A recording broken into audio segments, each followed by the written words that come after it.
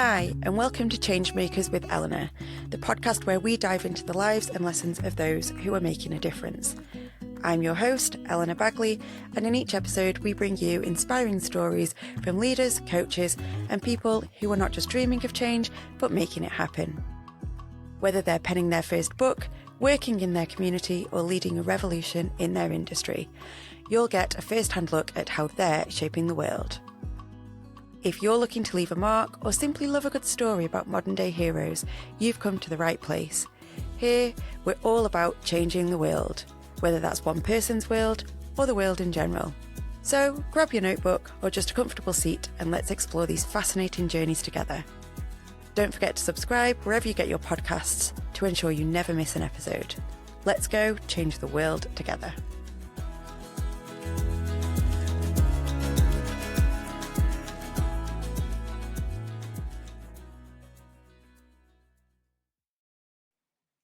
So in this week's episode, I am absolutely delighted to have a fellow ex-teacher, Tash, with us. So Tash, tell us a little bit about yourself, what it is that you do, what makes you a change maker. Yes. So, no, thank you so much for inviting me on here, first of all, Eleanor. Thank you very much.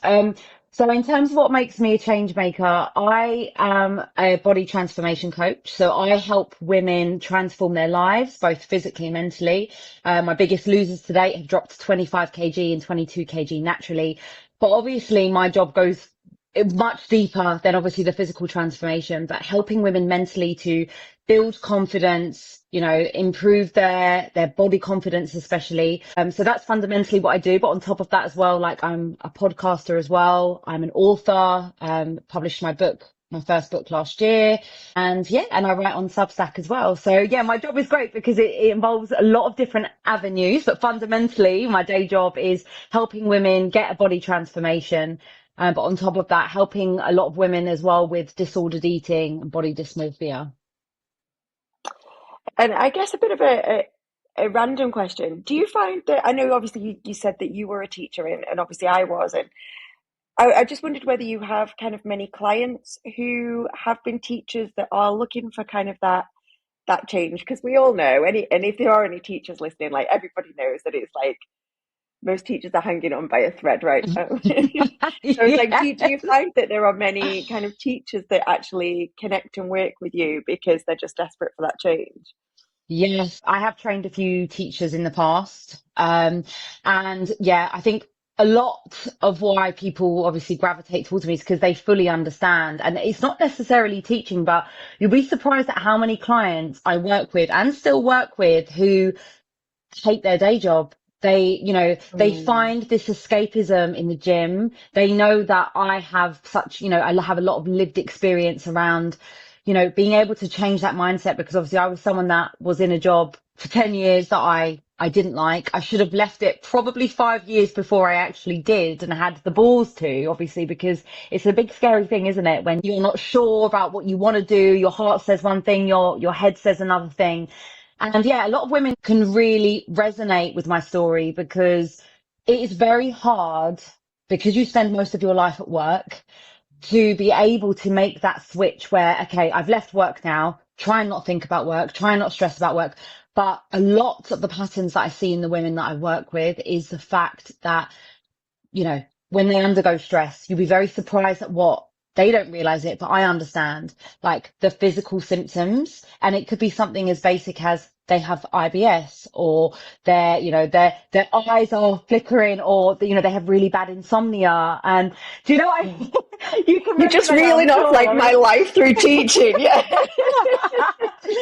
And this is the sad reality, Eleanor, that there are so many people, women especially, who are living a life that they feel that, I have to stay in this job because it's the safest option. And, it's a big thing taking a risk, as we have done, transforming our lives. But I encourage women to, if they can look after themselves mentally and physically, get themselves in the best shape that they can be, where, they have that confidence about them that no matter what happens during their day, they are able to make like good decisions in their life. And it's up to them, like what avenues they choose. But you'll be surprised at how many people I know have given up their jobs while I've still been training with them, because they have this newfound confidence about them that they're like, yeah, I'm not taking this shit from this woman anymore or my boss anymore. And, I've been in a couple of occasions where clients have literally given up their day job because they're like, I can't do this anymore. And I've realized that I'm worth more.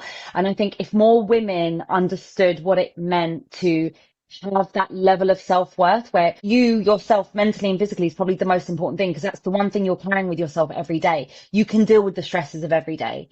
And I think I was someone that I didn't know how to do that. But now that I have, transitioned into my new life, I suppose, and it was the best decision I ever made. So to backtrack a little bit, how did you, or what was the catalyst to kind of make that jump from teaching to doing the body transformation coaching? What was it that kind of started that process? I kind of guess I'm similar in that I love helping people, and that's ultimately why I went into Yeah, teaching. It's why I do everything that I do, from network yeah. marketing to being a counselor to helping people to write and publish books, kind of whatever it is. It's all about helping people. And I get that from you as well. But that's the kind of the only link between them. So what was it that kind of made that jump from teaching to body transformation coach? I think it was a slow progression of deep unhappiness, if I'm being completely honest. And it was the case that I was probably, when I look back, very, very happy in the job the first 5 years. And then when I became a head of English, and as you know, being an ex-head of maths, the amount of responsibility, it really takes over your life on another scale. It never even became about me and my classes anymore. It was about other staff members under me. It was the parents. It was the whole cohort of children. It was like, And I was going to say you're basically responsible for yeah, the entire school, oh, aren't you? And exactly. it's a lot of pressure. Yeah, it's so much pressure, and it's so much pressure for one individual as well who has to, take that heavy responsibility. And I think it started off with I was not just last on the list, but last on the list of like maybe 10 other things before me. And I think it was a case of very slowly and gradually, I wasn't my priority anymore. Like children were, parents were, everyone else around me was, and I was right at the bottom of the list of this very long list of responsibilities.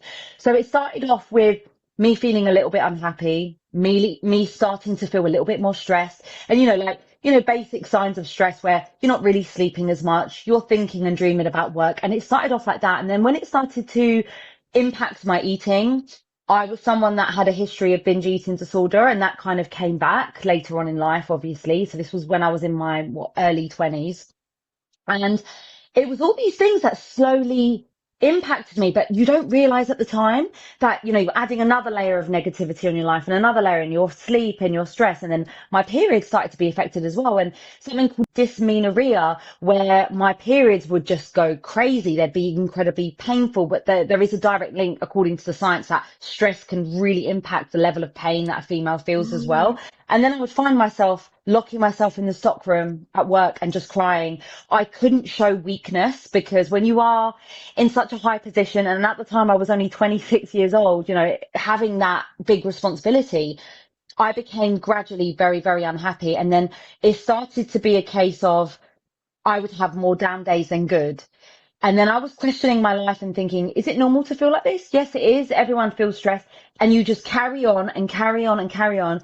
And then it Do got you really think bad. part of that though, and I've wondered this as well, like within teaching, it does become normal because everybody you're surrounded by feels very similar as well. So it does just become the norm, and therefore accepted that this level of stress is normal. Yeah, I couldn't agree with you more. And that's the thing. There is no escape, because you go home and you're thinking and dreaming about work. You're going to work and you're only surrounded by teachers. Basically, my whole entire social unit were teachers. So you're hearing that negativity every day. You're surrounded by it. Everyone's complaining about this kid, that parent, that class. And before you know it, you're so consumed and it becomes the only part of your life. Yeah. And it's so interesting though, Eleanor, because I don't have a lot of teacher friends that I still keep in touch with now, unfortunately. But when I have had occasions where I've had like social gatherings in the past, it's like, whoa, it's amazing that all they ever talk about is the job. Like there is no Yeah. life out. Their only identity is teaching. And that was literally the position I was in, that my whole identity and my world was teaching. And when it becomes such a negative environment, as it did for me, where it's normal because everyone's complaining, everyone's negative, everyone's feeding into your negativity even more. And that's when it becomes And very dangerous. and I think for me, so I got involved in network marketing. So I must have been in teaching for about 7 or 8 years. Wow. And I got Wow. involved in a network marketing. Oh no, I mean I left after I was in for kind of longer after that, but after about 7 or 8 years I got involved in network marketing. And as part of that, it opens the door to kind of personal development and you've got all that kind of positivity. And for me, that was like a oh my God, there's this whole other world out there.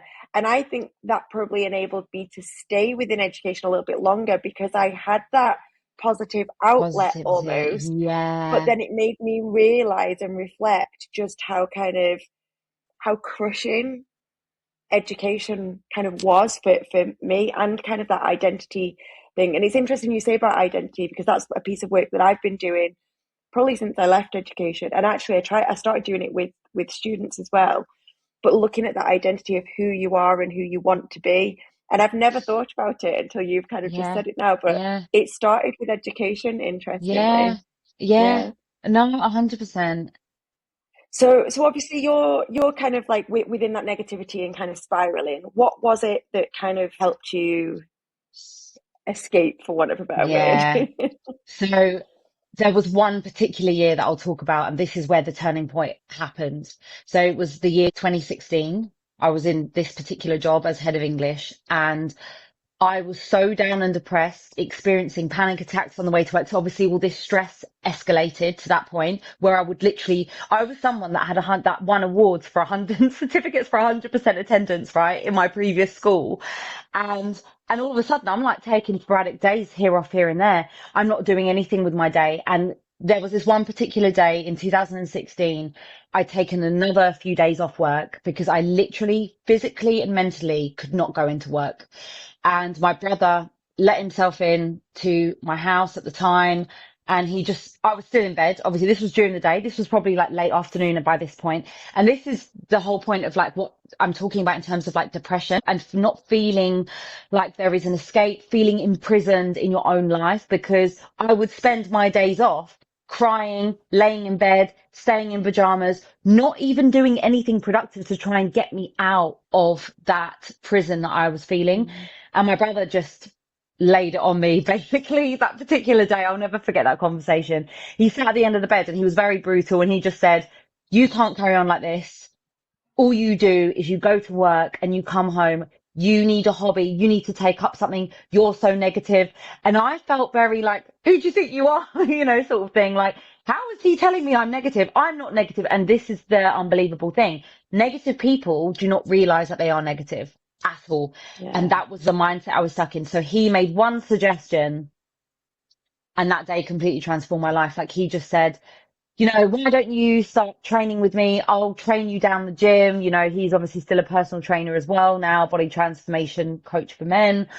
And I was like, oh, what is weight training going to do? How is that going to change my life? And I went off in this massive tangent saying about, I don't understand how it's going to change my life. And he just sat as I was just complaining for like 20 minutes about why it's not going to change my life. And he goes, okay, and that was it. And then weirdly, we never spoke about it again till about 2 or 3 months later. And that was the crazy thing, that was one conversation that I still remember to this day, but I didn't act on it straight away. And he's told me, rightly, some home truths about myself, about how I am, about how negative I am, but I didn't see that that was my world. And then 2 or 3 months later, I don't even know what exactly had happened in the day. I think it was just a case of, when you think about something long enough that it's real in your gut. And I just said to him one day, out of the blue, nothing had impacted that decision on that particular day. I was just like, oh, you mentioned a few months ago about, training me. I think I'm going to do it. Just, it will give me something to do. And it's crazy to think that that thing that was just meant to give me something to do, like after school, a couple of times a week, ended up completely transforming my entire life. And what came from being like 2 sessions a week, I became addicted to this feeling of like a little bit of happiness in my day, because the whole day I hated being at school. I couldn't wait to leave till the end of the day. And then I started to realize that happiness that was so long forgotten about, because when you're really chronically depressed and you're really low and you hate your life, you don't really remember what that feeling of happiness is. But all I Mm. remember was every time I left the gym, I was like smiling a little bit and I was thinking, oh, I feel a little bit happy. But it's such an unusual feeling when you haven't felt it in such a long time. And then it became, I want to train with you 4 days a week. So I was literally training like twice in the week, leaving school early twice, staying late the other days, training twice on a weekend. And I just became addicted to this feeling of feeling good again. And then what started off as, I had no idea what I was doing, obviously. I started feeling more confident in the sense that I think the first time I realized it was when someone at work, someone above me, the deputy head, had said, right, you need to do this, Tash, and you need to do, and I was like, sorry, I can't do that. And I can't do it in that time scale. You either give it to me to do, but I'm going to need longer to do it, or I'm not doing it. And I started to develop this confidence where I started saying no to people. I stopped being a people pleaser. I remember I had one conversation and it was I actually said, I was just like, do you want me to plan what I would do if I had the time, or do you want me to just action it and actually make it happen? And it was just like, because I can write about it or I can do it, but I don't actually have time for both. So which Which would you is it? rather? Yeah, This yeah. is And I it. think more people need to be like that, because it is just a case of Yes. kind of like people just get piled on and piled on and piled on. And actually, I think across kind of many professions, but certainly within teaching, like people do need to get brave and say, no, not Yeah, gonna happen, can't do it. they do. And this is the thing, because that caring attitude and that hardworking attitude is so much embedded in us as teachers. We're there to care for the children. You just feel like you are automatically people pleasers, because you're like, right, everything I'm doing is for the kids. Right, I'll take this on. And then what you don't realize is that the more people pile on you, the more you're saying yes. You're stuck in this ridiculous cycle where you're saying yes to things, you can't do it. It's so unmanageable. And then your mental and physical health suffers. And that's basically what it was. And that's when I realized that I started to change my personality. And I think even a few looks from people at work would be like, oh, like she's But not taking this. did you basically peel back the layers to find your true personality? So it wasn't that you changed, Yes. it's more that you've gone back into who you are Yes. without all of the teacher Do layers you know on. what? I've never, Eleanor, do you know what? I've never really thought about it like that. But I actually think that probably is how it went, because maybe it was always me. It was always embedded in me, but there were so many things that were masking the real me. And I Yeah. guess I started to find that other part of me, that other identity that wasn't linked with teaching. Teaching was my life. Teaching wasn't just Natasha's the teacher at school.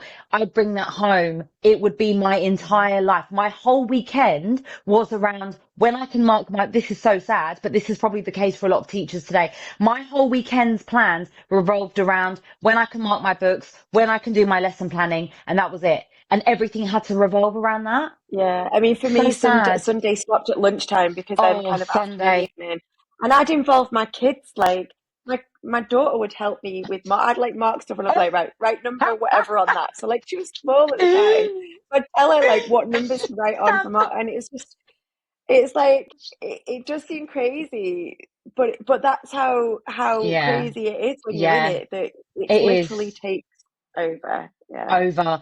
And then when I started to become really good at the gym, it was the compliment. The only form of praise that I ever had in my teaching career was obviously from like Ofsted and from like teacher observations.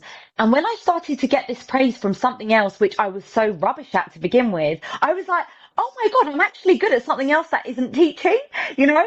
And then that's when yeah. people would assume that I was training to be a bodybuilder. And I would be like, and again, there was still this lack of confidence in me, because obviously training and weight training to a serious level was something I'd never done. But it's that switch of identity, isn't it? Like Yes. you were confident in that Yeah. identity as a teacher, and this was a new identity that you were forming and having to kind of borrow from in order to convert into that. And is exactly it. You've hit the nail on the head there, because it was as soon as I had that praise and people who had already competed in bodybuilding assuming that I was like, I would like brush it off and be like, oh, no, I'm not. No, I'm not good enough to do that. And then again, it was another case of the more people ask, the more people assume. That means I must be good at it or good enough to be able to do it. And then eventually it was probably 2 years into weight training. I said to my brother, after seeing him compete multiple times on the bodybuilding stage, I was like, I want to do what you do. I want to be a female bodybuilder. And he was like, okay, it's going to take a few years. But again, it was that learning the art of delayed gratification. It was something I wanted so much. I was like, I don't care if he was like, it's going to take at least 2 years. I was like, okay, cool. Took another 2 years. And then I obviously stepped on stage and competed and placed in like my two bodybuilding shows. And then weirdly, bodybuilding gives you another level of confidence because, you know, going to the gym is difficult for a lot of people. Training and going to the gym and eating like a bodybuilder is a completely, when I say another level of tunnel vision, but I loved it. And I was like, it became on a massive pedestal. That teaching kind of came down a notch. Teaching was Yeah. like, not my priority. And I guess that's when that newfound happiness came, that physical, mental transformation. I was 8 weeks before I was meant to step on stage in my first show. I just quit teaching. I literally just quit. I was like, I'm leaving. Bye. Literally left my What was lanyard. it though that like that final switch to actually make that jump and make that decision? What was it that triggered that? Okay. I have never ever answered that particular question in this answer. It's been written about in my book. So the real honest answer about what made me hand in my notice, without mentioning any names, I had to hand in a leave of absence for my bodybuilding shows, right? And, you know, whether that was unpaid or not, didn't care. People, as you all know, if your teacher's listening, you know, you don't really get time off as teachers, but, you know, they'll make allowances for funerals. You know, a few people in my department, they had allowances for weddings and stuff like that. So I was like, oh, well, if I'm asking for one day, right? One day. It wasn't a case of rejecting. I filled in my form to the head teacher. The head teacher's PA says to me, the head teacher wants a meeting with you about your leave of absence. And I was like, what? Why can't he just reject it or approve it? Why do I need to have a meeting with him? Literally said the reason was to compete in bodybuilding, whatever. He calls me into his office. And this was the day where in my head, I was done with teaching after 10 years. He sat me down, this particular head teacher. So this was where I'd stepped down now as head of English. And by this point, I was working in a different school. So already I was Yeah. considering myself a bit more. I left the school as a head of English, was like, I'm just going to be like a head of key stage 3 or whatever it was that I was at my last school. And it was very like low responsibility. And he sat me down in his office and he said, I want to talk to you about your leave of absence. And I was like, yeah. He said to me, and this is the God's honest truth. He said to me, what do you expect me to tell the governors, that you want a leave of absence to take out a day for one of your personal hobbies? And I was like, the way he degraded me, he made me feel degraded, that I wasn't important, that I wasn't valued. Bearing in mind my attendance was superb at this last school, never took any Yeah. time off, right, for this school. And the way he said it in such a sarcastic manner, I was so stunned that if that was me, if someone had approached me now and said exactly that to me, I'd be sure to give them a piece of my mind. I was still in that mode of like, I was shocked that this guy, this head teacher, has not only taken me into his office, not only he could have just rejected my leave of absence. No, he wanted to actually sit me down and be really sarcastic about it. And then I could have told him I was competing in the Olympics. Like, he didn't even believe me. He goes, bodybuilding. And I was like, yeah, I'm competing in bodybuilding. And then he repeated it 3 times as if he didn't believe me. And I was like, what is it like that? I left, I cried my eyes out, ran back to the English office. And I told the other members of staff that were like, oh, how did it go? And I said, his response was, I'll let you know my decision in 48 hours or something like that, he said. And that, I didn't care. Honestly, Eleanor, do you know what I did? I was like, I'm done. I'm literally done. I don't care. I'm going off sick. never done that in my life, like long term. I was like, I can't be in this environment. I was 8 weeks away. It's like the amount of years that I put in. People don't understand. It's not just like, oh, Yeah. you lose body fat and you diet for a few months. This was 2.5 years by this point of me training to go on stage. Um, And he basically fundamentally gave me an ultimatum that I either, obviously I'd have to await his response, or I would either, I guess the position I was in as a teacher would have been, I either take the day off and go against his wishes, which could possibly happen, face a disciplinary, face a bad reference yeah. if, at the time, if I wanted to leave, or I just say, I'm not even going to bother waiting for his response. I'm going to go off sick. And I did, literally. After that, I was like, I'm done. That day I went to the gym, was crying as I entered the gym. My brother was like, what's going on? I was like, I'm 8 weeks away from the show and my head teacher's not even going to give me the day. And I said, I'm done. And he goes, well, you could always be a personal trainer. And I was like, it's all I've wanted for the last year. And that was it.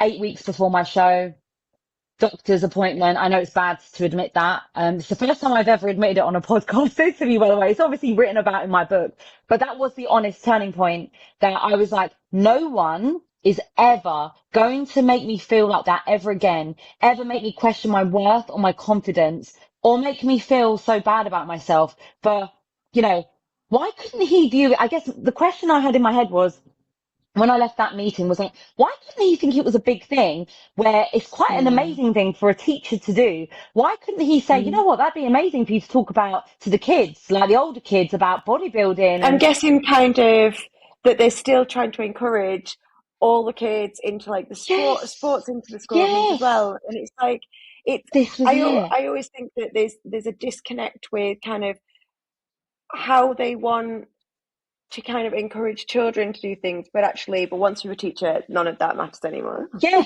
Your dreams and ambitions, Eleanor, they do not matter. And I Yeah. was like, no person. I said, in my head, I was like, I don't even care who you are. And I guess if you could have compared me to the 10 years prior, when you're a little NQT and you're 21 years old and you just want to please the head teacher and everyone else, I was like, Yeah. I don't care who you are. You're a head teacher. I couldn't care less.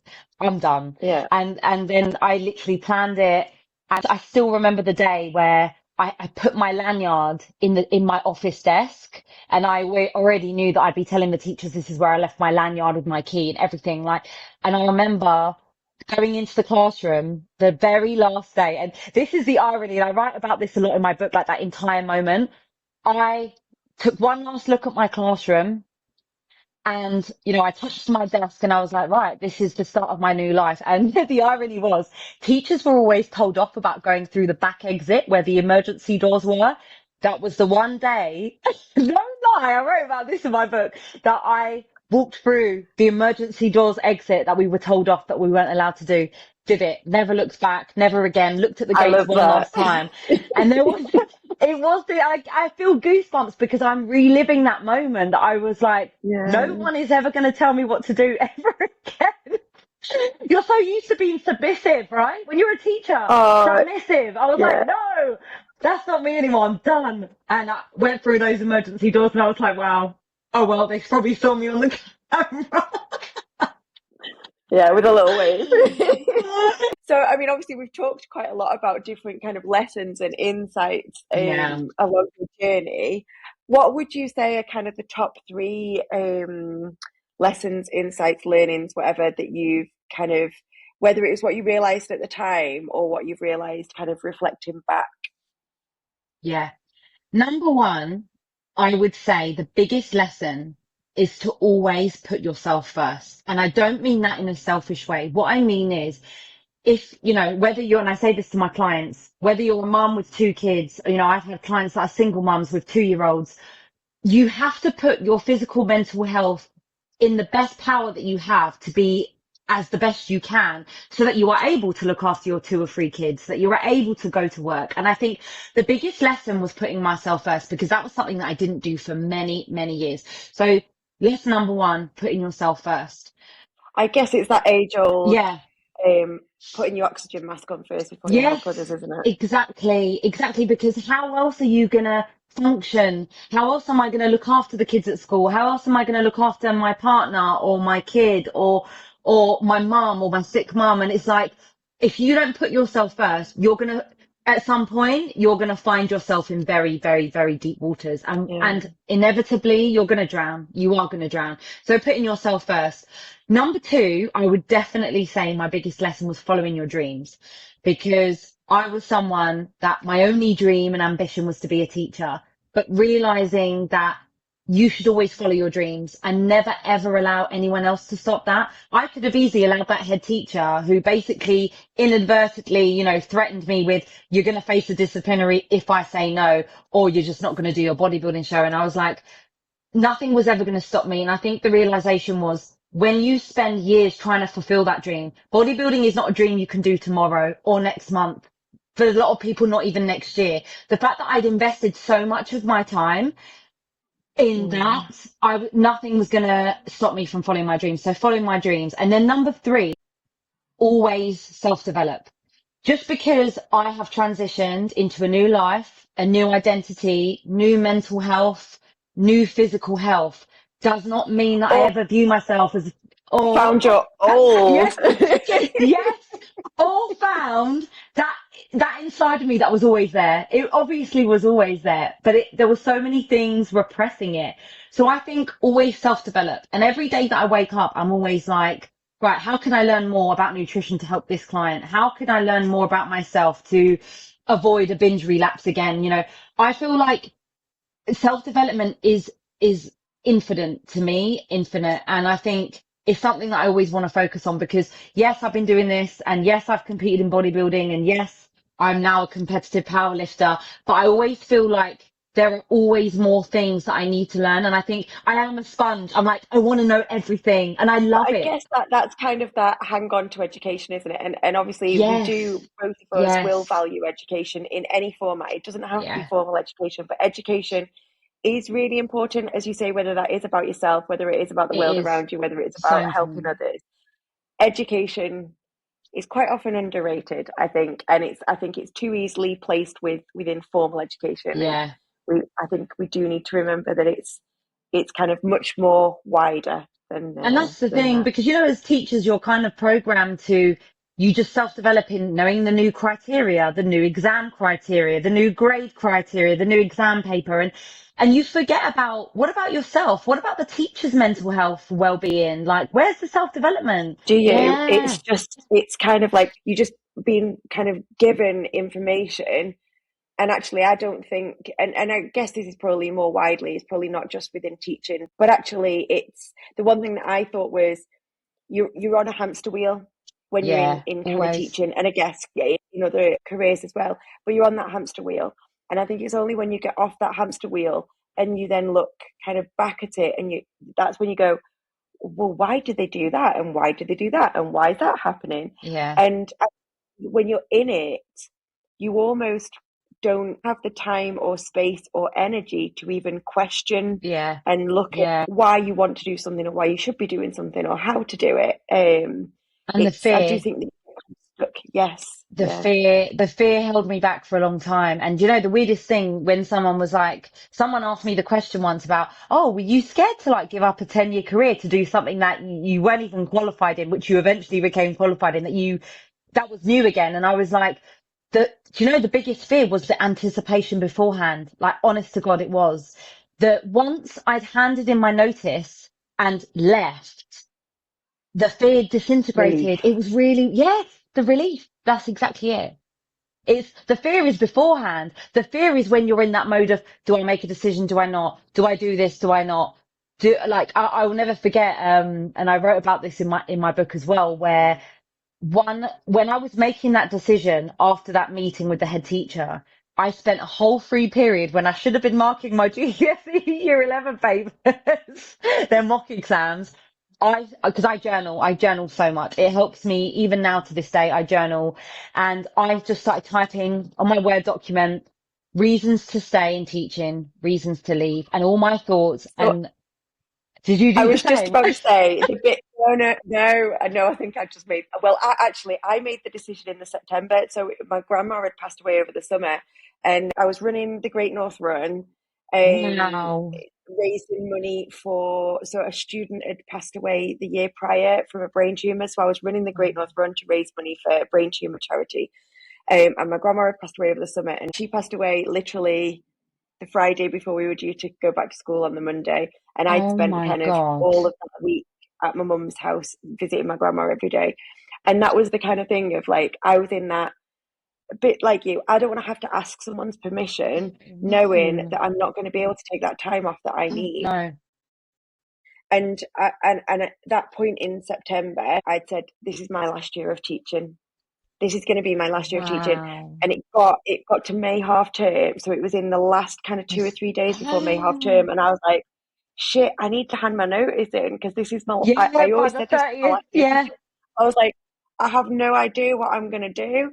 And literally, someone phoned me up who I'd been doing like odd bits of work with, because I was doing various different kind of education-y work outside of school as well. And they'd said, "Do you want to come and work for us on a self-employed basis for a couple of days a week?" And I was like, "Hell Yeah. yeah, notice written. There you go."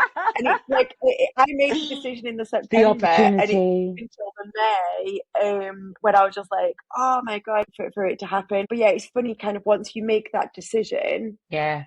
whether it is, and obviously mine was quite a long time ahead of this is what's going to happen.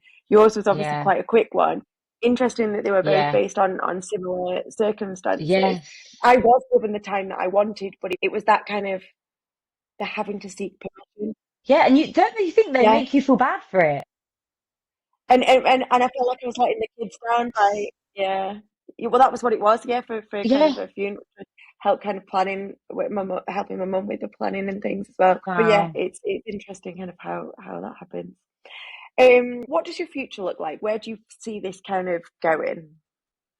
Well, in 4 weeks and 4 days, as we're recording today, so on September the 14th this year, I'll be representing Great Britain in the Worlds for powerlifting. So obviously very different sport, but obviously I got into that sport. So to be honest, I can only kind of see the next 4 weeks, I suppose. But in terms of after that, like my dream life would be I want to like, I'm happy in terms of the stage I've got with powerlifting. Like I've done better in powerlifting than I ever got and further than I ever did in bodybuilding. But I guess my life would be for as long as I can be a body transformation coach. I love seeing people face to face doing that. I love my podcasting.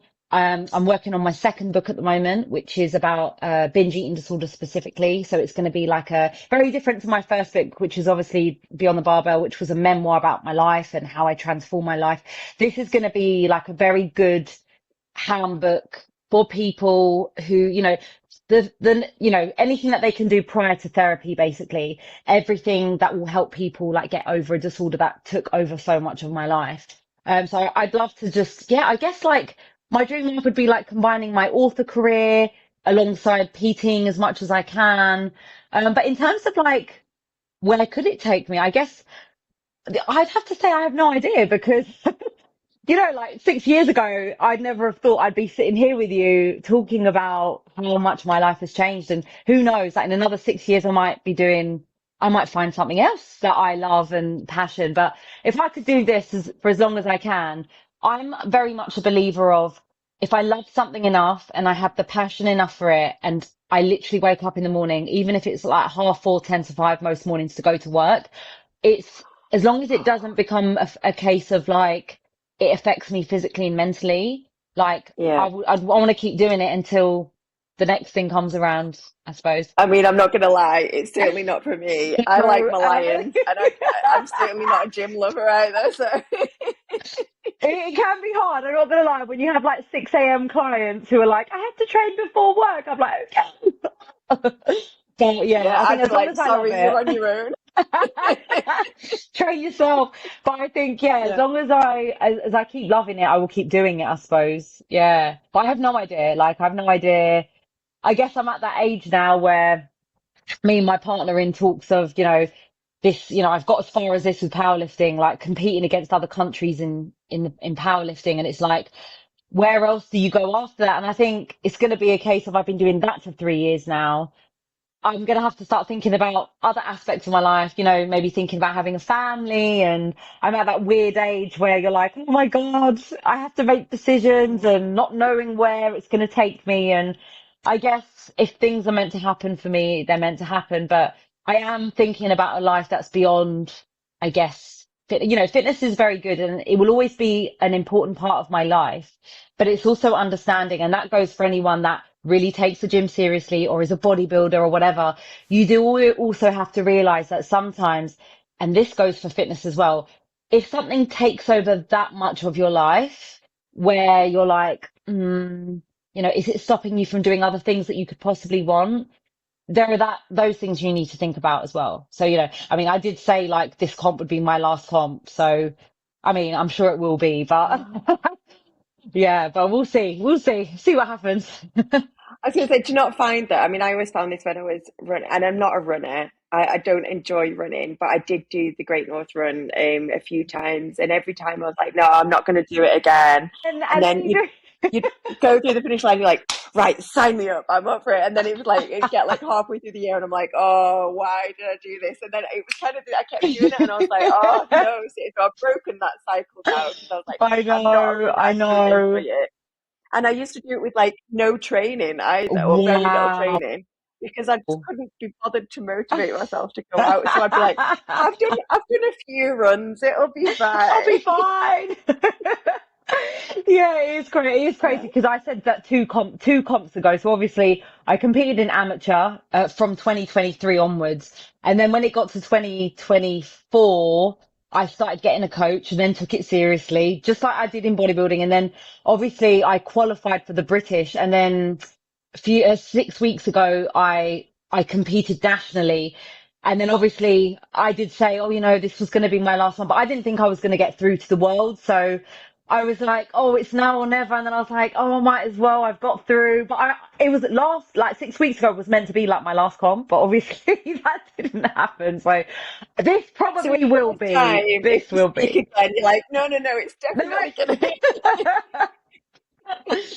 But no, I think for everyone listening, Eleanor, it's like, no, what life is so, because I've been thinking about it recently, like life is so unpredictable and, life gets in the way, bad things happen, good things happen. But I think if people realize that change is inevitable, like I've changed from my 20s to my 30s, from my 30s to now late 30s, nearly 40, like it's, it's inevitable. And I think you just have to ride with it. But I think every change, even if it has a really, really negative impact, I could bang on about how bad my life was teaching. I'm so glad that that happened.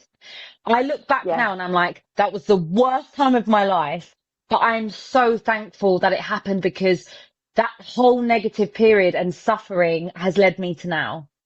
I was going to say you would not be on the path you are on now without No. that, and that's how I view it as well. That actually we can all dwell on things that have happened, but actually I always say everything happens for a reason. I'm a Yes, total believer in that, and I'm a total believer that you are where you're supposed to be, and you are I only do. ever where you're supposed to be because of everything that's gone before it, even if some of it was shit.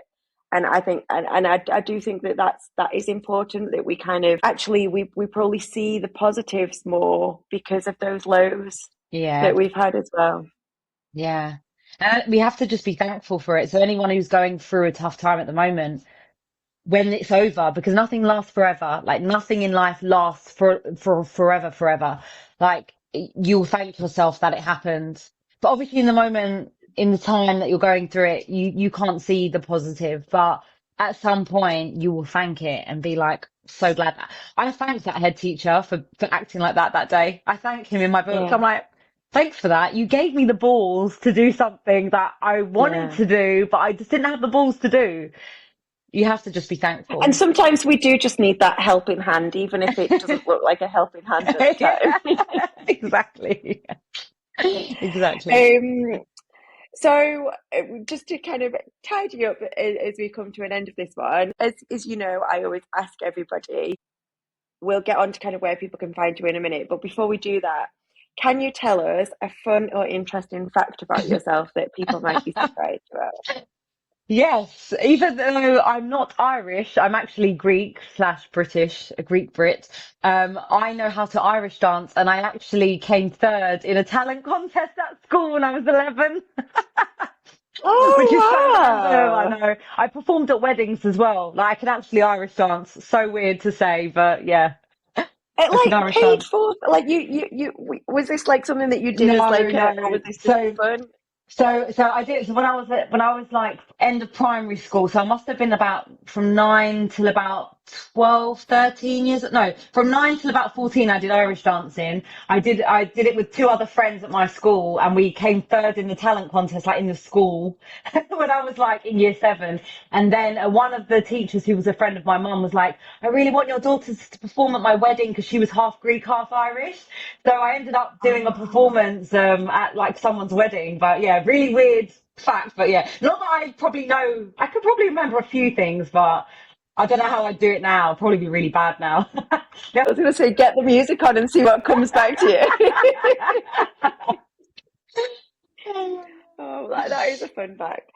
So, if anybody does want to get in touch with you, if they're looking for kind of the body transformation, kind of help and support with that, where's the best place that they can find you? Yes, so the best place to find me, guys, is on Instagram. I'm very, very active on Instagram. My handle is at Natasha Kostalas with a K, and my Substack as well. I write weekly fitness articles and I host a weekly podcast called the Binge to Barbells podcast. So same handle name for Substack as well, in case you're interested in fitness, nutrition, and that sort of thing.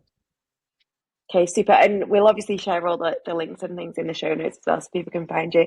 Um, Before we wrap up, is there anything that you wanted to talk about today that we have not yet covered? Um, no, I think we've covered everything, Eleanor. We've covered a whole Okay, I think range we've of gone all avenues. around the Yeah, houses. all Yeah. around. Thank you so much Might for not be having me what any on. of us intended, but oh, it's been an absolute pleasure. And it's funny, isn't it? Because I know you said about kind of like teachers always talk about teaching, and I do feel like we have kind of gone back into that a little bit, but I guess it kind of helps show kind of the journey that you go on, and I do think that like if there are any teachers listening, oh, it is hard when you're stuck in it, and Mm, as we've said before, not just teachers, there's kind of lots of people in other careers as well, but obviously we know that, and I think to hold on to that hope and know that there is a future out there, yeah, there even is. though it is kind of feeling big and scary on the inside before you make that leap, I think that does help. Yeah, definitely.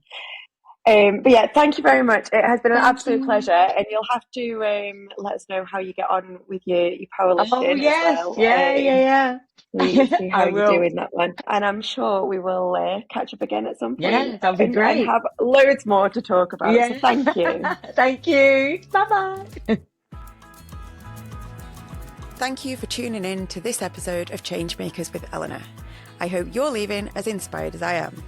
If today's story has sparked something in you, remember it's never too late to start making a difference. Whether it's writing that book you've always dreamed of, stepping up in your community, or starting that campaign you're passionate about. If you enjoyed our time together, please consider giving us a rating and review on your favourite podcast platform, and share this episode with someone who could use a little inspiration. Your support helps us to reach more changemakers just like you. Join me, Eleanor, in the next episode for another deep dive into the stories of those who dare to dream big. Until then, be your greatest. See you next time.